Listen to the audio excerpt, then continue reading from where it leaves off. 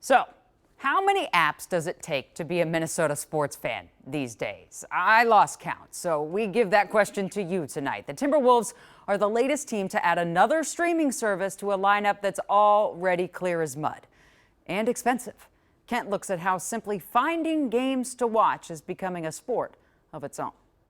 Watching your favorite Minnesota team at home ain't what it used to be. A couple of years ago, you could watch the Twins, the Wild, the Wolves, and a lot of Lynx games all in one place. These days, Star Tribune columnist Michael Rand has had to dedicate entire stories and podcasts to help fans fight the confusion and find their teams, following the collapse of FanDuel Sports and other regional sports networks due to cord cutting. And he's got bad news. I don't think this is going to get less complex in, the coming years. In the past 10 days alone, the Minnesota Timberwolves announced a one-year deal to broadcast games on DAZN streaming service next season, while the Minnesota Wild announced that it will create its own multimedia platform to offer broadcasts on both streaming and cable next season. And while neither have announced pricing yet, the Twins have done something similar through Twins.tv, which is about $20 per month. I'd find it pretty hard to swallow if Wolves and Wild were both priced at $20 when you used to get both for $20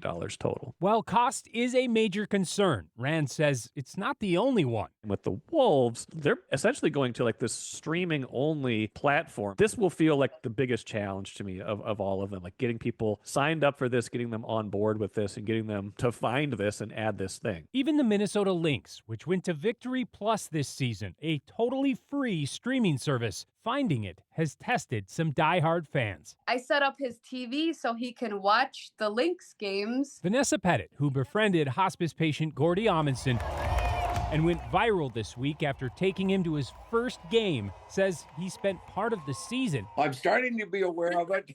struggling to follow the team at all. Because he kept going down trying to get the Lynx games, and they were saying you got to have the Victory Plus app. I think people want simplicity or at least some consistency, and I feel like everything's kind of all over the map right now. So much so that Wisconsin Senator Tammy Baldwin recently introduced a bill in Congress to stop sports blackouts and slash pricey streaming costs. But Rand isn't holding his breath. I don't know. It feels very thorny. They can try to do that. I feel like maybe you're winning some political points by saying that. I don't really know. It does make me wonder like where it's all headed, kind of what the end game is for this.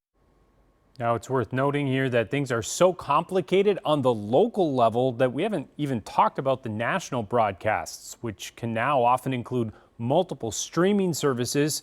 The good news there, though, is that networks like NBC are carrying more games, which are free over the air. And I do know CARE is also hoping to work out another deal with the Timberwolves to add a few more local games next season. We'll have to see on that, though, Jana. Yeah, you just got to get a color-coded chart to figure out which game, which day is on which screen.